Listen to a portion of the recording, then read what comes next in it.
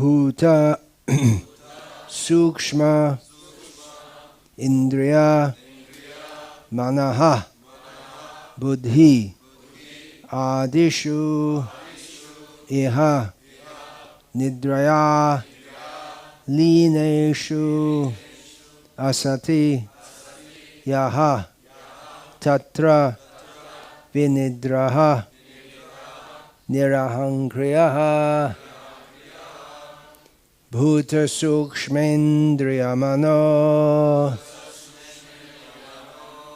buddhyadishviha nidraya lineshvasati yastatra vinidro nirahankriyaha bhuta sukshmendriyamano buddhyadishviha nidraya lineshvasati yastatra vinidro nirahankriyaha.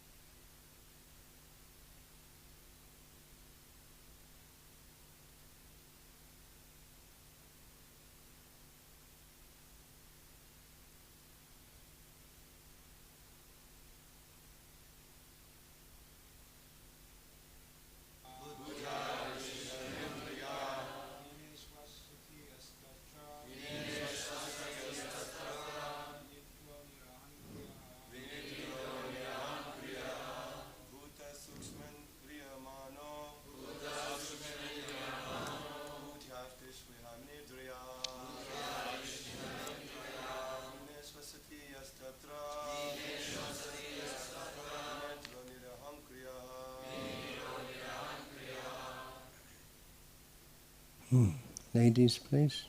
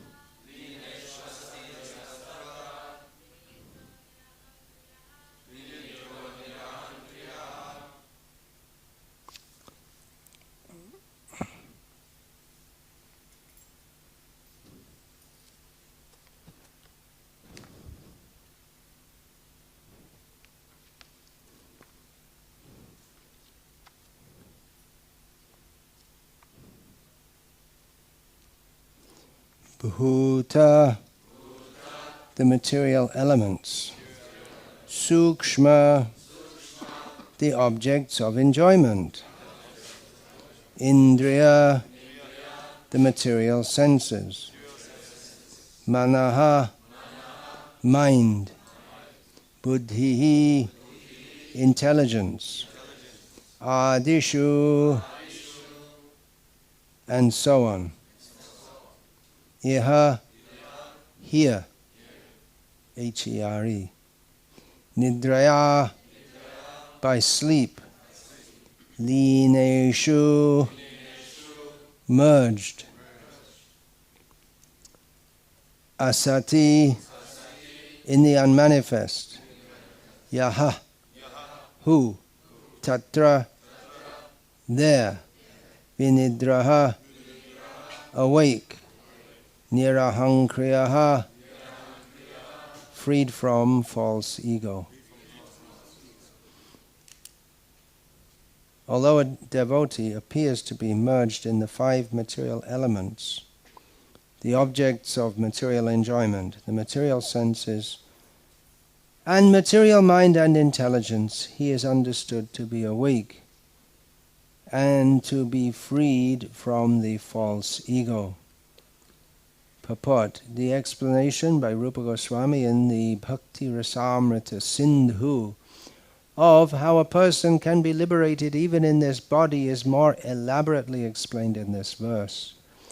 The living entity who has become Satyadrik, who realizes his position in relationship with the Supreme Personality of Godhead, may remain apparently merged in the 5 elements of matter, the 5 material sense objects, the 10 senses, and the mind and intelligence. But still he is considered to be awake and to be freed from the reaction of false ego. Here the word lina is very significant. The Mayavadi philosophers recommend merging in the impersonal effulgence of Brahman, that is their ultimate goal or destination. That merging is also mentioned here. But in spite of merging, one can keep his individuality. The example given by Jiva Goswami is that a green bird that enters a green tree appears to merge in the color of greenness, but actually the bird does not lose its individuality. Similarly, a living entity merged either in the material nature or in the spiritual nature does not give up his individuality. Real individuality is to understand oneself to be the eternal servitor of the Supreme Lord. This information is received from the mouth of Lord Chaitanya. He said clearly, upon the inquiry of Sanatana Goswami, that a living entity is the servitor of Krishna eternally. That clause is italicized, so I verbally emphasized it. Krishna also confirms in Bhagavad Gita that the living entity is eternally his part and parcel. The part and parcel is meant to serve the whole. This is individuality. It is so even in this material existence, when the living entity apparently merges in matter.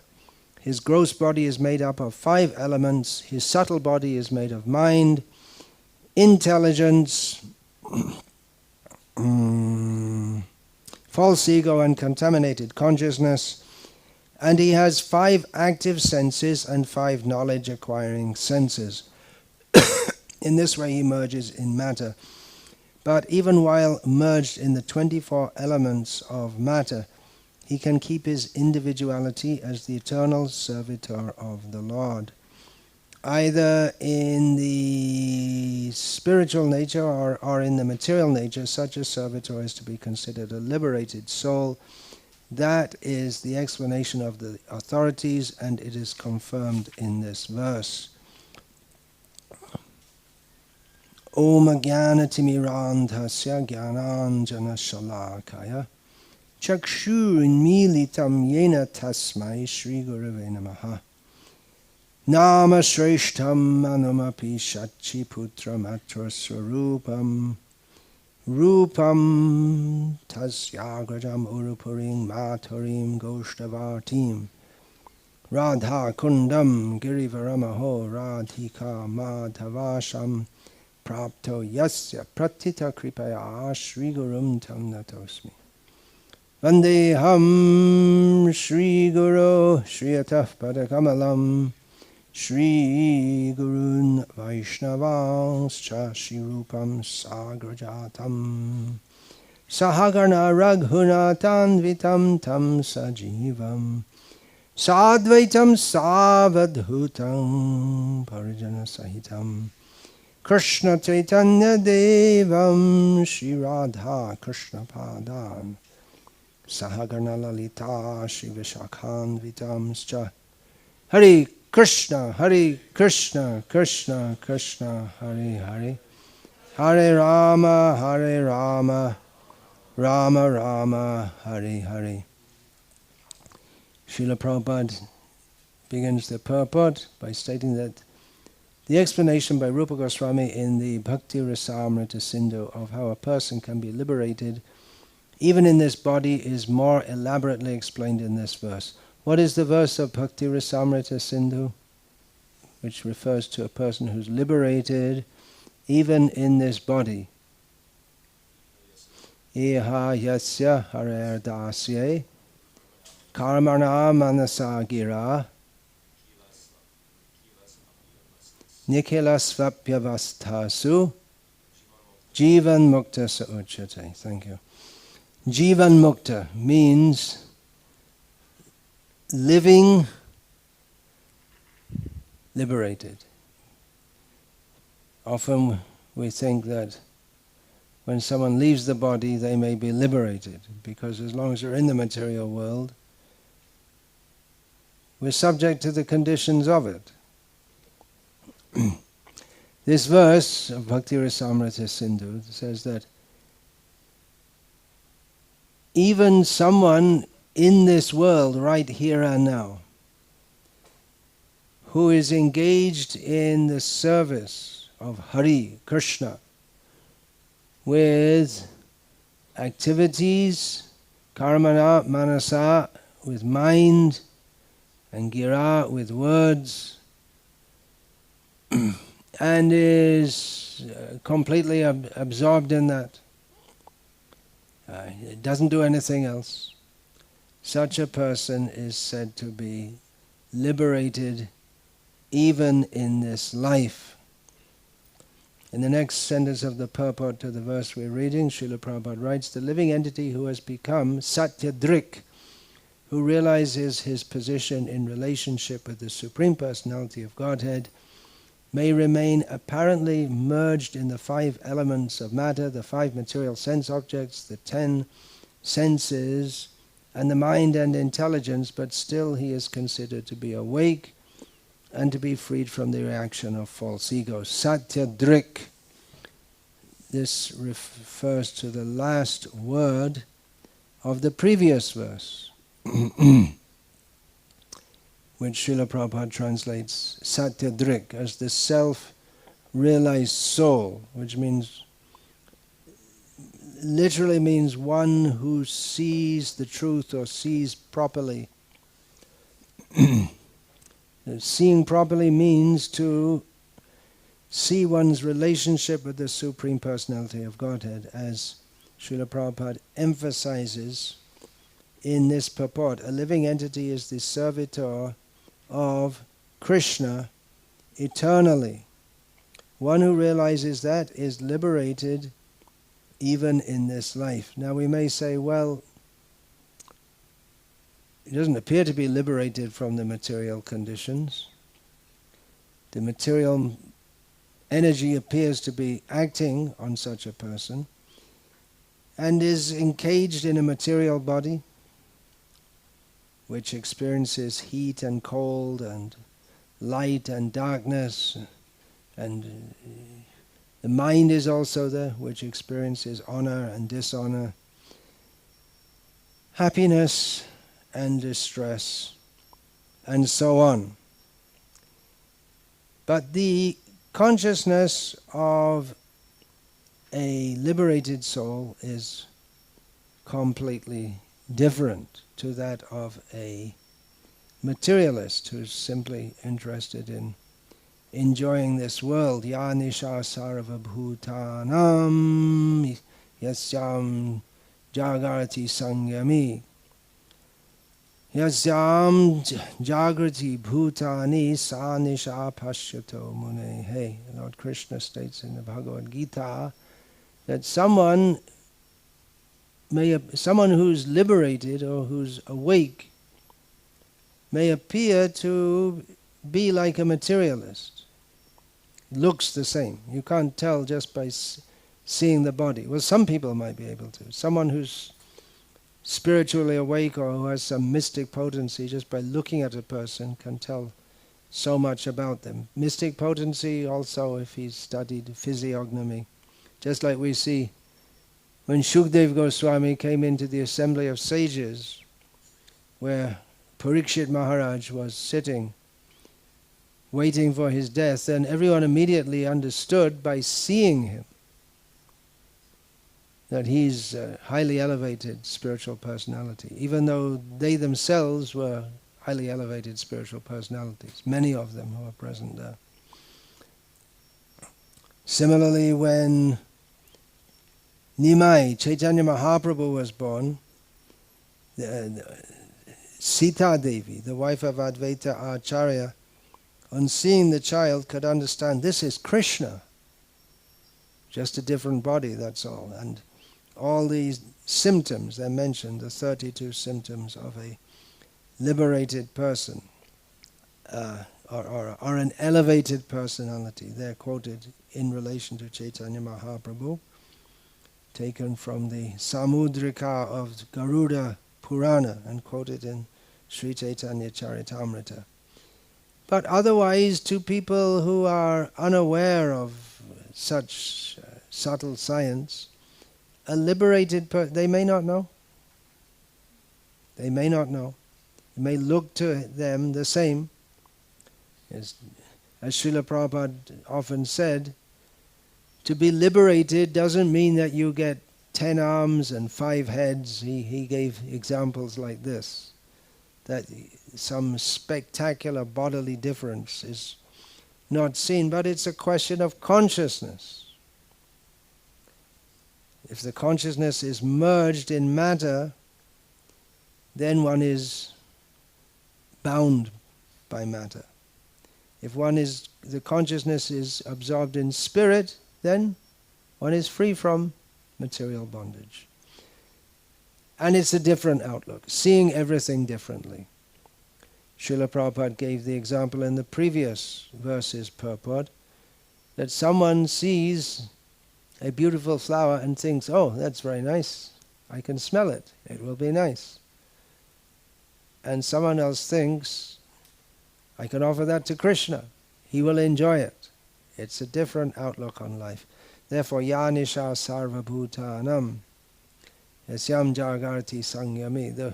The materialists are awake to sense gratification. They're always looking for opportunities for sense gratification. But the devotees are figuratively asleep. They don't see the world as a place for sense gratification. So their senses are not awake to the possibility of sense gratification. But the devotees' senses are awake to opportunities for serving Krishna, whereas the materialists' senses are sleeping in that regard. They don't have any such consciousness whatsoever. So outwardly, a materialist or a spiritualist and a materialist may appear to be the same. But it's a question of consciousness. One who knows that I am not this body, deho smriti nahija shangsha bandhan kahaja ta. For one who knows that he's not the body, who doesn't relate to himself as the body, then where's the question of material bondage for such a person? It's an easy principle to understand.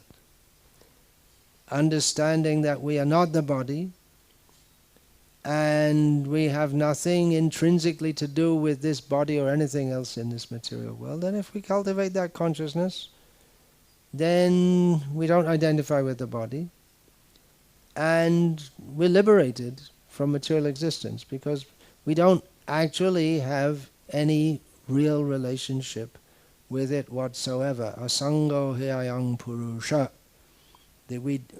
We are living beings, spiritual by nature, and we don't have any intrinsic relationship with material nature, but desiring to enjoy separately from Krishna, we are given the consciousness which makes it possible to do so.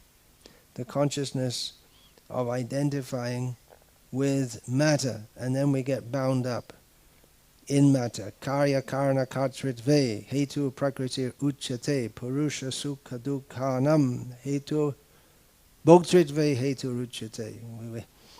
the activities in this world are going on in which someone thinks, I am the doer, I'm doing this work, but it's all manifest by material nature. But the suffering and enjoyment depends, suffering and enjoyment in this material world depends on one's identifying with it.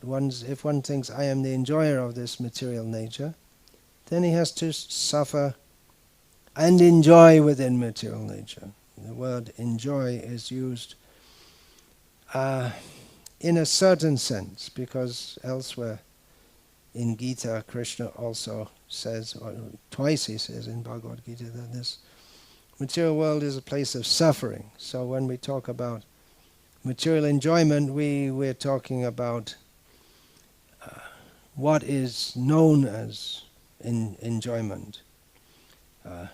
It's said to be enjoyment, but it's not actually enjoyment. It's what we think should be enjoyable, but which does not actually bring enjoyment. So the sense of happiness and distress comes from identifying with material nature. And one who doesn't identify with it is automatically liberated, although in one sense you could say he's bound by the body and bound by the conditions. It's not that if one is liberated he can automatically fly in the sky. Actually the yoga siddhis, they may be given by the Lord to his liberated devotee. He may or may not give them. A liberated devotee may have siddhis or mystic abilities.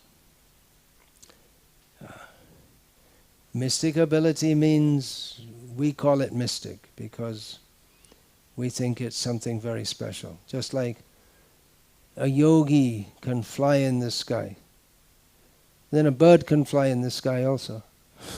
So there's nothing, we don't think it's very mystic that a bird can fly in the sky. He has the body for that. So we say it's mystic if someone can fly in the sky without a bird's body or similar body.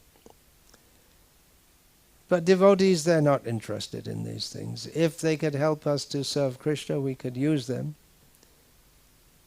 But they're generally seen, and he starts to play with them. And all the things, he can fly in the sky, he can make himself invisible, he can bring a pomegranate, sitting in Calcutta, he can bring a pomegranate off the tree from Afghanistan, that Srila Prabhupada explained in his childhood. One yogi came to his father's house and the yogi asked his father, so what do you want? He said, as if to say, I can get it for you. So he said, well, some pomegranates from Kabuli. What do you say that in Bengali? Dalim. So then the yogi said, go in the next room, and they were freshly plucked on the branch, some ripe pomegranates. So yogis can do things like that. But so what?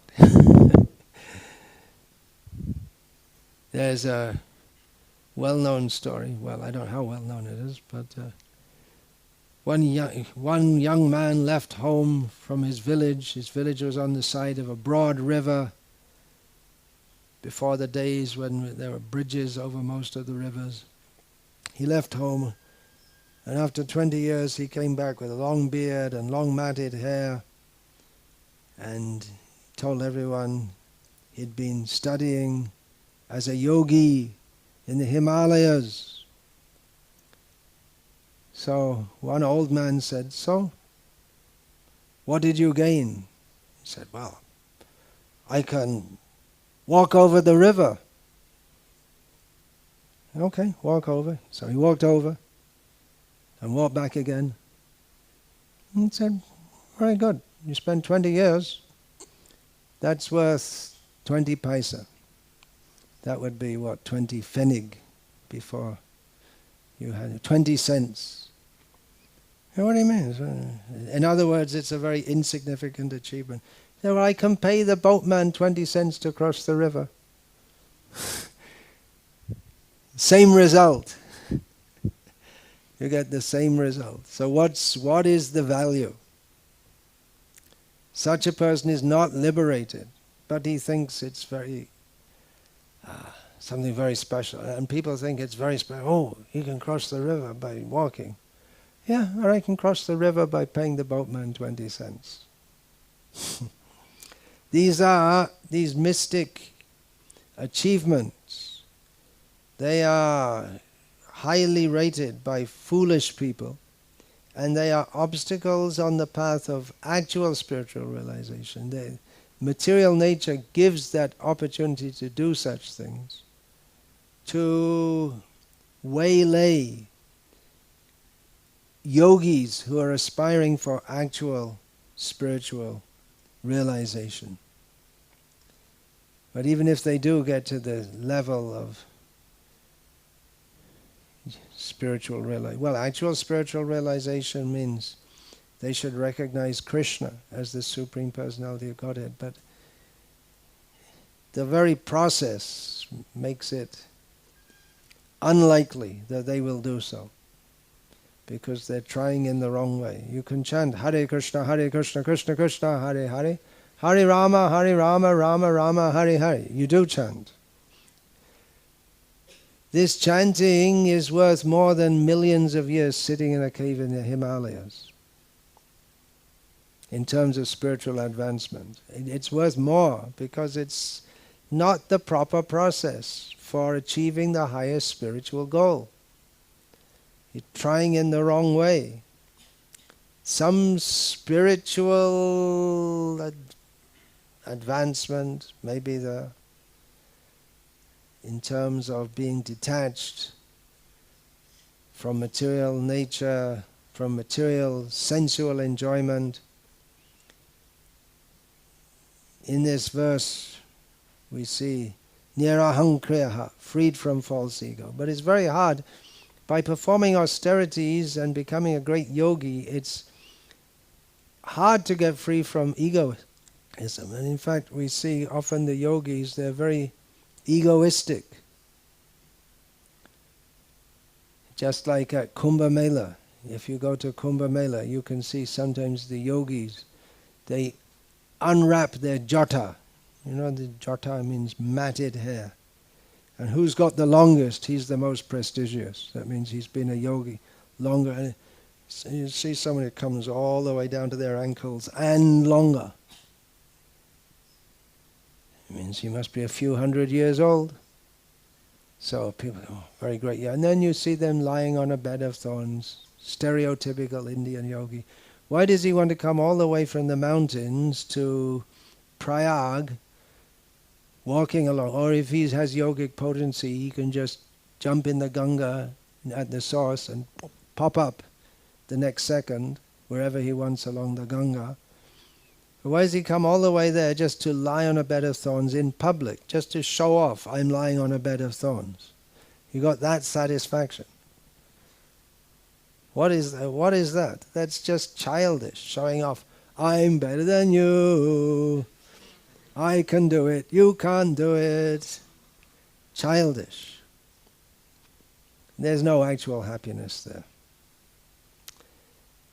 Actual liberation means to always be engaged in the service of Krishna, even in this life. And although such a person may seem to be beset by material miseries, you may get a cold, have a headache, feel disappointed or elated, such a person is liberated. Now that might seem to go against some of the teachings of Bhagavad Gita, in which Krishna says, Na prahrishyat priya prapyang no dvijet prapya apriyaha, that someone is considered transcendently situated when he doesn't become elated when he gets something that others would consider desirable, and he doesn't become disturbed. Nodvijed cha praya prapya. He doesn't become disturbed when something goes wrong, because he's detached from all these things. But a devotee, he becomes happy in certain circumstances and unhappy in other circumstances. So it might seem that a devotee is not liberated. But a devotee's happiness and distress is transcendental, because it's in relation to the service of Krishna. We see that Srila Prabhupada was very happy, was very blissful, elated at the opening of the Krishna Balaram temple in Vrindavan. And prior to that, he'd been lividly angry at his disciples for not getting ready in time. You might think, well, that's not very transcendental.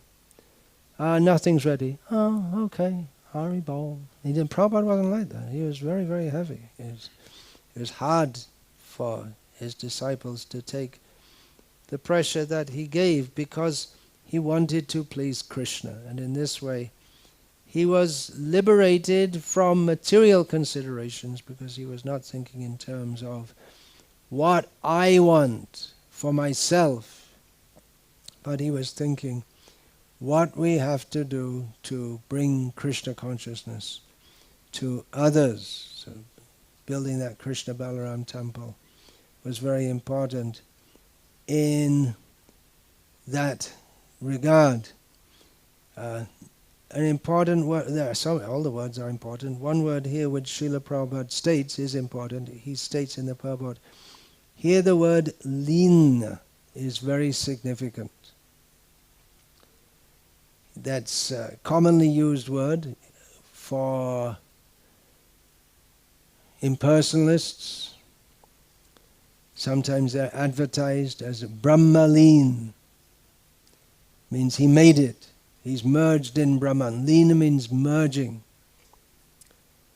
Sometimes you'll see posters advertising, and among the many titles they're given, one will be Brahmalin, one who's merged in the spiritual, in transcendence.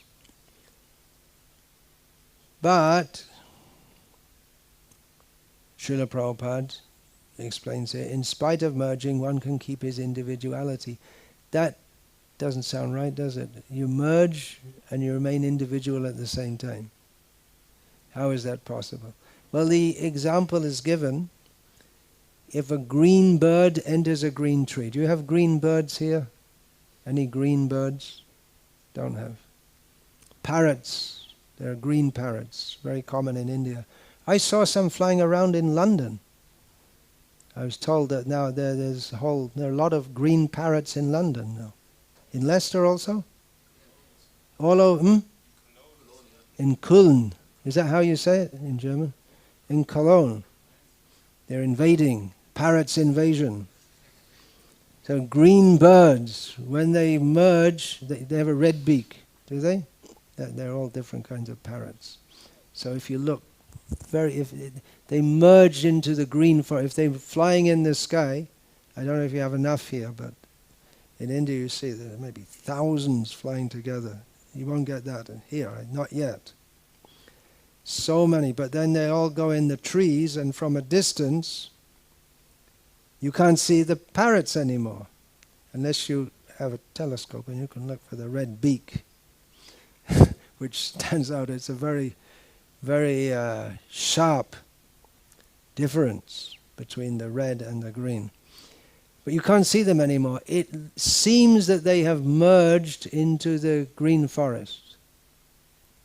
So you could say they've merged. That's according to our vision, they have merged. But actually they retain their individuality.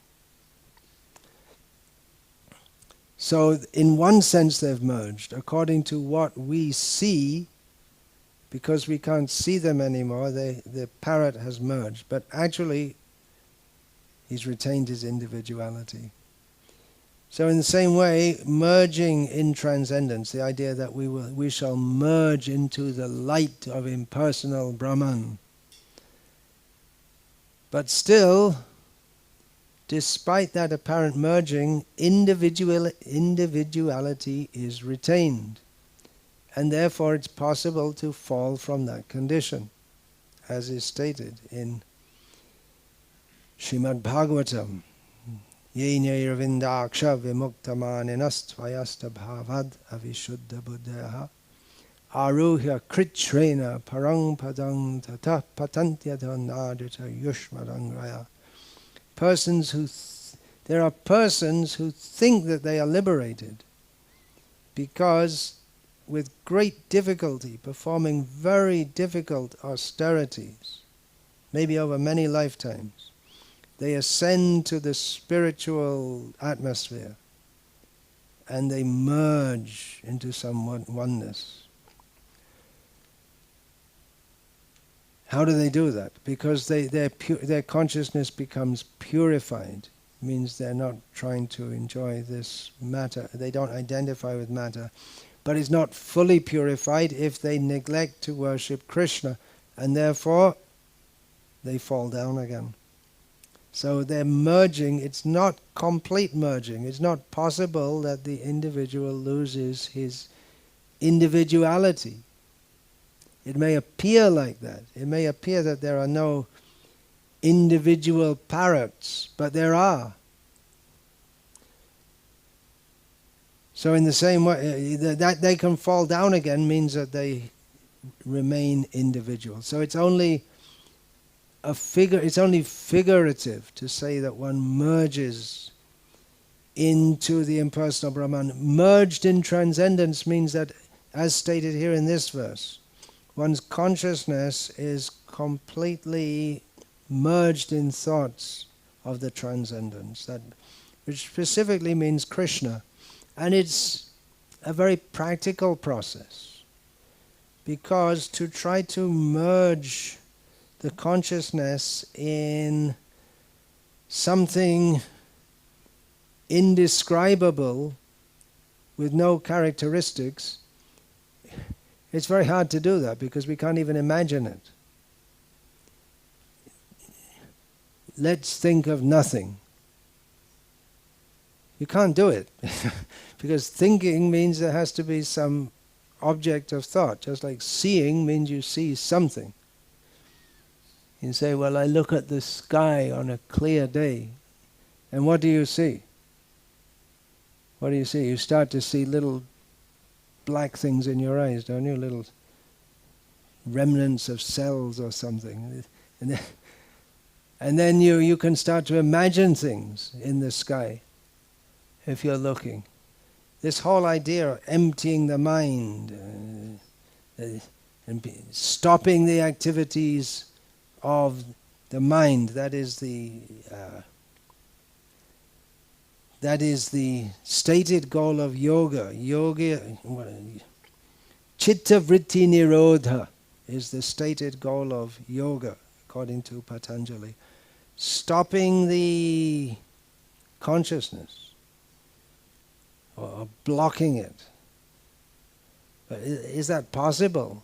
Is it possible to think of nothing and just stop the consciousness? It's not possible. So the proper meaning of Chitta vritti nirodha means to stop thinking of this material world in terms of enjoying it. And then Ishvara pranidhana, worshipping Krishna. That's the actual goal of the Patanjali yoga process. But it's misunderstood and misrepresented. And therefore,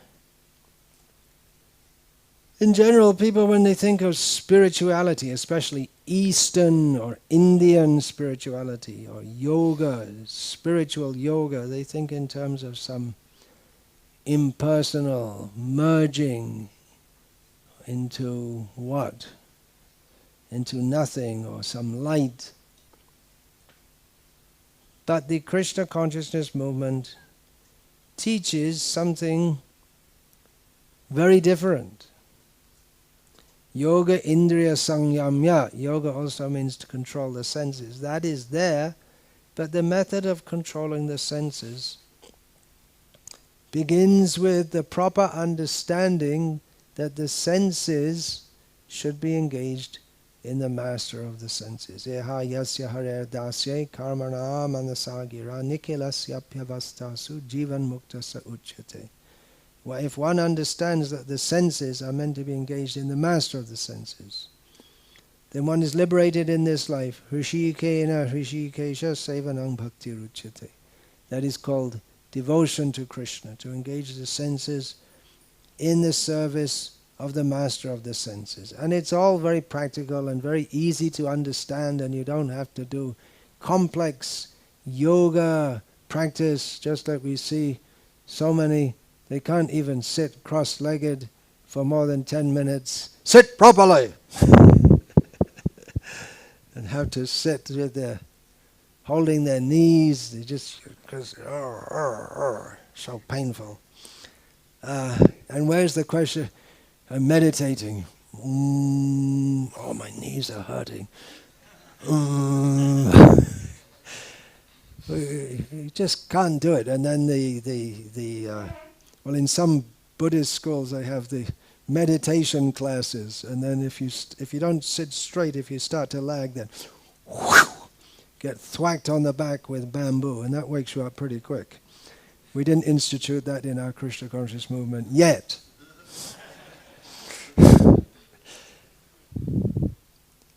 It's a pretty tough process, but our process is much nicer. We have the flower spray, right? We use that sometimes for waking them up. I learned from Brahmananda. Maybe, did you ever see Brahmananda? The famous Brahmananda. Did you ever see him? On the photo you saw him, maybe. One of Srila Prabhupada's first and dearest disciples. He said that I found out the best way to stay awake in class. You give it. If you give the class, it's the best. Although sometimes, I've seen devotees fall asleep also giving class. Actually, Srila Prabhupada said once that the atheists say that the Srimad Bhagavatam is the best way for insomnia, to cure insomnia. It's a soporific. That means you listen to Bhagavatam, you fall asleep. All of our devotees get plenty of sleep, right? 6 hours at night, 2 hours in the japa period, 1 hour in Bhagavatam class. But we should stay awake and chant. Chanting is easy, right? It's hard to fall asleep. Although there used to be, because the devotees, they were really enthusiastic and they didn't want to sleep any more than 6 hours because they didn't want to be in the mode of ignorance. And it's hard to not sleep more than 6 hours when you have lots of prasadam. So sometimes devotees, they jump in the air and just before they come down they almost fall asleep. Then they wake up. Actually, it was going on like that. Those are enthusiastic days. But this is yoga. This is the best meditation. Sometimes people find it very difficult to understand. I was in Thailand for some time. And Thailand is a Buddhist country.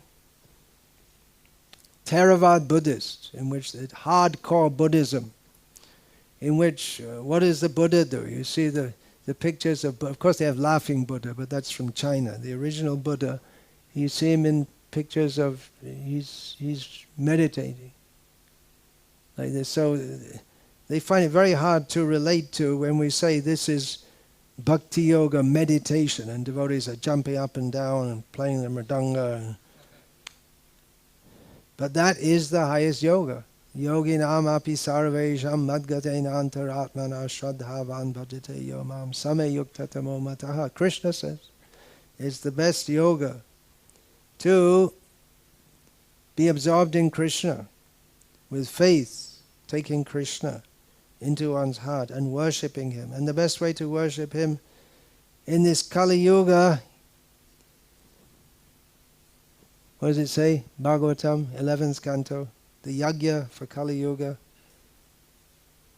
Yagya Sankirtana Prayer Yajanti Hu Sumedasaha. We worship Krishna by the Sankirtan Yagya. And we hear Srimad Bhagavatam to understand that this chanting Hare Krishna is meant to go on eternally. It's not. Sometimes people say, well, what happens when you become perfect? They may think you chant Hare Krishna and then all of a sudden, doop, you merge into some light. Well, it's not like that. The result of chanting Hare Krishna, what is it? More chanting Hare Krishna. And we go on. These activities are eternal. The activities of Krishna consciousness take us immediately to the eternal platform. It's not that we do some yoga and meditation in this life and then we merge into some light and that all the meditation is over. It's not just a means to an end. The means and the end are the same. So in this way, devotees who engage in Krishna's loving service, they are already liberated because they're acting on the liberated platform. They may not be fully free from all material attraction and material illusion, but because we're acting on the liberated platform, then we can be said to be liberated. Just like an iron in a hot fire, we know it's going to get hot. It's going to get as hot as the fire and will act just like fire if you touch it to someone's body. Just like in the South Indian Sampradayas, they put the hot stamp in the fire and then touch it to the body or press it on the body and it makes an impression. So we know that it's just a matter, if it stays in the fire, it's going to get hot. And as soon as you start putting it in the fire, it starts to get hot. So in this way, a devotee acts on the liberated platform, even from the very beginning of Krishna consciousness practice. And even though it may not be fully liberated, we know that you just stay and will be fully liberated. In this, the whole trick is to be always absorbed in thoughts of Krishna. It takes some practice, but if we remain on the path, then success is certain. Whereas on the impersonal path, it's a very difficult path, takes a very long time, and the result is not very certain. And even if you get the result, it's not very desirable. And even if you get the result of merging in some oneness, then you're prone to fall down from that position anyway. So overall, as Srimad Bhagavatam establishes over and over again, Bhakti Yoga, or Krishna consciousness, is really what we should be doing. It's the best thing for everyone. It's not that, well, for one person it's better to do Karma Yoga, for someone else it's better to do Jnana Yoga, for someone else it's better to do Hatha Yoga. No, for everyone, in whatever position they may be, it's best to do Bhakti Yoga and immediately connect with Krishna. Immediately come to the highest position, even without going through many lifetimes of different yoga practices. Hare Krishna. Any question about this, please? Yeah, please.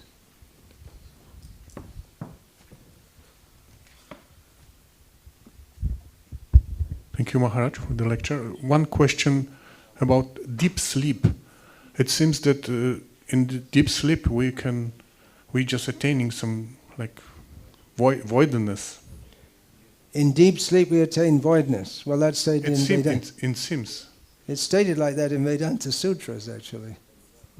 Did you know that? No. That in the state of Sushupti is the technical name. It's like merging into Brahman. So, it's like merging into Brahman is something like going into deep sleep. Anesthesia. Yeah, it's something like that. But that the acharyas also, the commentators on Vedanta Sutras, they also state that it's not completely devoid of consciousness even in that deep state, deep sleep. And the example they give, or the evidence they give, is that when someone wakes up, they said, oh, I slept very nicely, very deeply. That's the example given. So some kind of consciousness must be there still. Thank you. Anything else? Hare Krishna, Krishna Krishna, Hare Hare, Hare Rama, Rama Rama, Hare Hare. Vancha kalpatarubhyascha kripa sindhuve evacha. Patitanam pavanebhyo vaishnavebhyo namo namaha. Dante nidhaya churnakang padayo nipatyakrit vacha kakushatam etat aham ravimi he sadhava sakala eva vihaya durat. Gauranga Chandra Charne Kurutanuraga Parivadatu Jano Yatata Tava Nanumukaro Navayang Vicharyama Hari Rasa Madhira Madati Mata Bhuvi Vilutama Nartama Nirvishama. Hare Krishna, Krishna Krishna, Hare Hare, Hare Rama, Rama Rama, Hare Hare.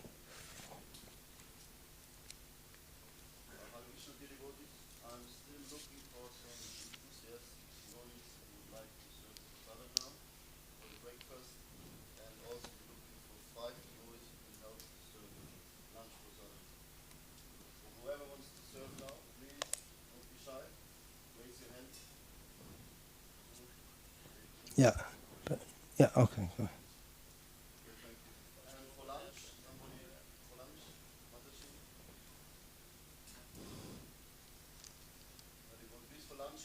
Take this.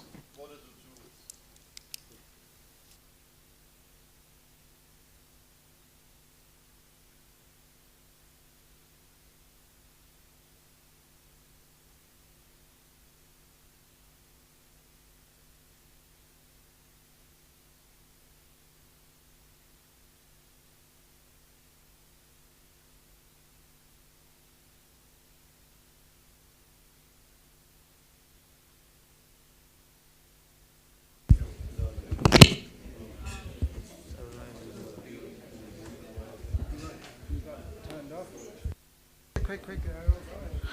Hare Krishna. Just an important announcement about one mobile app that we just launched. It's called Srila Prabhupada app. It has entire audio collection of Srila Prabhupada with different categories. You can filter the lectures based on countries, month, year. You get the completion percentage for each lecture, and then when you start the lecture next time, it resumes from the same position. And we also have statistics in the app so that you can know how much you've been hearing each day, each week, each month, between any custom time period. There are playlists and there are many other useful features. We will display the QR code for the app here on that laptop. If anyone wants, they can scan and get the app. Yeah, everyone should get it. And we also have a similar app for His Holiness Bhakti Vikasa Swami Maharaj. We have these cards. We'll hand the cards out to you. We have about 7,000 lectures given by Maharaj in the last 30-40 years. And it's a great resource. You can search lectures on different topics. You can search lectures on specific verses from Bhagavad Gita, Bhagavatam, Chaitanya Charitamrita, Vishnu Sahasranam, another series of lectures which has been very popular and which Maharaj has been lecturing on for so many years now, probably a decade or more. So please download these apps, and we are 100% sure that it will be very helpful for you. Thank you. Hare Krishna.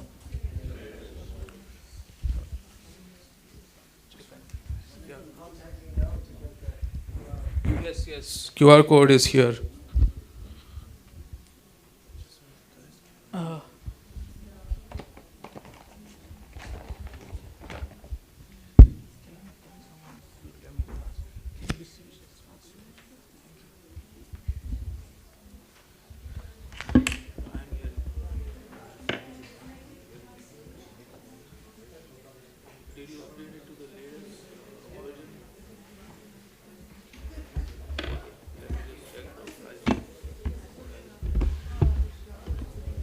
The code is right here on the laptop. If anyone wants Srila Prabhupada app, please see here.